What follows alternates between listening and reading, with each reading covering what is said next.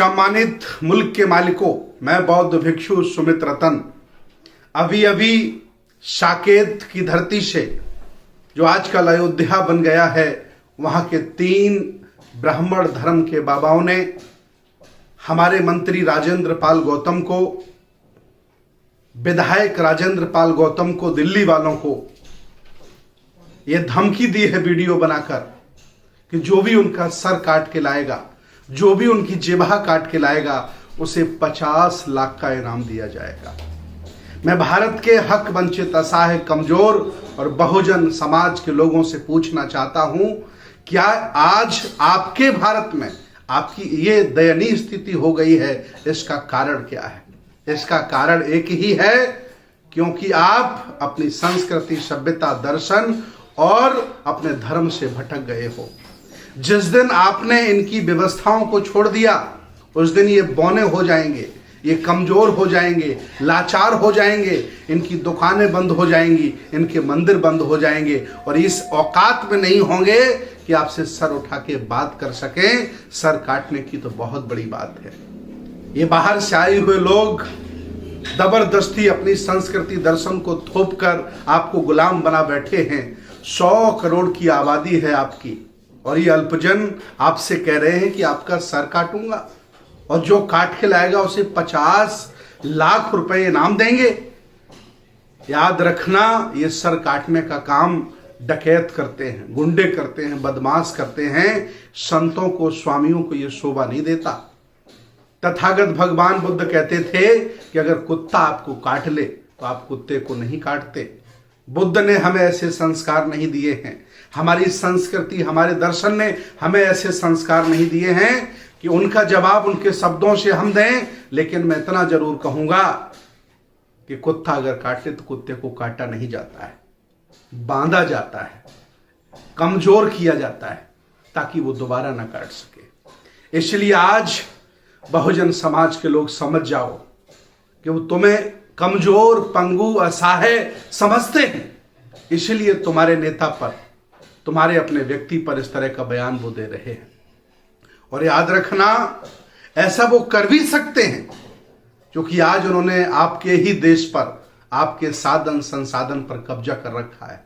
सामाजिक, धार्मिक, राजनीतिक, आर्थिक हर क्षेत्र में उनका कब्जा हो गया है, क्योंकि आप किसी काम के नहीं हो। इसलिए आओ हम सब एक हो जाते हैं और मिलकर अपने देश को, महापुरुषों को और अपनी संस्कृति की रक्षा करते हैं। मैं अयोध्या के इन संतों का विरोध करता हूं जिन्होंने इस तरह की जुबान चलाई है। हिंदू धर्म भी नहीं, ब्राह्मण धर्म भी नहीं, भारत का कोई भी धर्म ये इजाजत नहीं देता कि कोई संत ऐसी भाषा बोले। ये भाषा गुंडों की होती है, मवालियों की होती है, बदमाशों की होती है। इसलिए मैं आज आपको आगाह करता हूं, आपको चेतावनी देता हूं। ये इनकी भाषा इसलिए ऐसी हो गई है क्योंकि इनको लग रहा है कि हक वंचित, असहाय, बहुजन समाज इनके चुंगल से निकल रहा है, इनकी गुलामी से मुक्त हो रहा है। ये बुद्ध के दर्शन में जा रहा है, बुद्ध के धर्म में जा रहा है, 22 प्रतिज्ञाएं ले रहा है, अम्बेडकरवादी हो रहा है।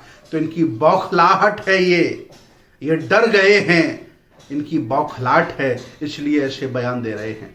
हालांकि ये देश संविधान से चलता है, गीता पुराण से नहीं चलता है। हम संविधान के हवाले इन बाबाओं को करना चाहते हैं। मैं पुलिस का सम्मान करता हूं, हाई कोर्ट, सुप्रीम कोर्ट का सम्मान करता हूं।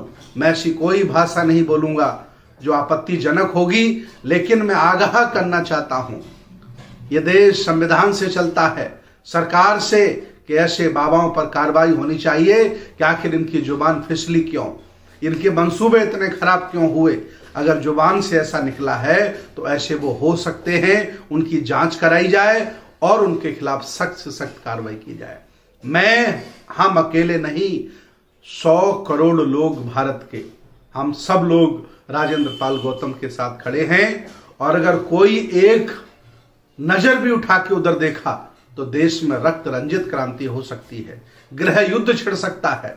इसलिए मैं चाहता हूं कि देश को देश बना रहने दो, राष्ट्र को राष्ट्र बना रहने दो। यहां झगड़े फसाद मत करो। आप जैसा कर सकते हो ऐसा कोई दूसरा भी कर सकता है। ऐसा नहीं है कि आप ही ऐसा कर सकते हो। मेरे एक विधायक हैं, भागलपुर के विधायक हैं पासवान जी, उन्होंने बयान दिया कि मुसलमान लक्ष्मी को नहीं मानता है, फिर भी वो अरबपति है। अमेरिका में किसी भी हनुमान का मंदिर नहीं है, फिर भी अमेरिका सुपर पावर है। हमें कसौटी पे कसना होगा।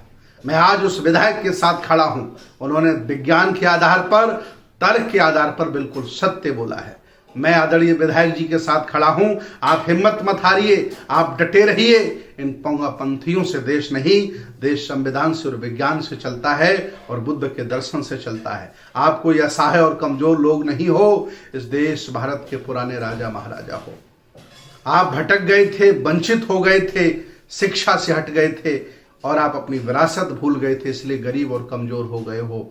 आज मैं फिर आह्वान करता हूं, आओ और ऐसे झूठे लोगों से, ऐसे ढोंगी पाखंडी लोगों से निपटने के लिए कमर कस लो, नहीं तो ये लोग एक एक करके टारगेट करेंगे और आपका मनोबल गिरा देंगे। मैं अयोध्या के बाबाओं का विरोध करता हूं। मैं ऐसी भाषा नहीं बोल सकता क्योंकि बुद्ध ने हमें ऐसे संस्कार नहीं दिए हैं। लेकिन याद रखना, राजेंद्र पाल गौतम ने कहा है कि मैं शराब नहीं पीता, मैं शराब नहीं पीता।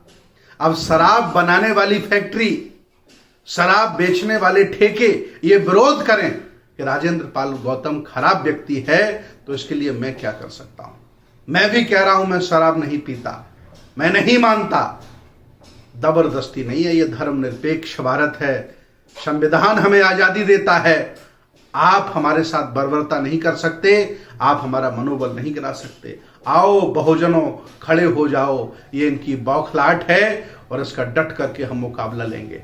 और आज धम्म दीक्षा 22 प्रतिज्ञा अभियान भारत के तहत, ये अभियान अब पूरे भारत में चलेगा और हम हक वंचित असहाय कमजोर समाज को बुद्ध की तरफ ले जाएंगे, कोई रोक नहीं सकता है। बहुत बहुत धन्यवाद, बहुत बहुत साधुवाद।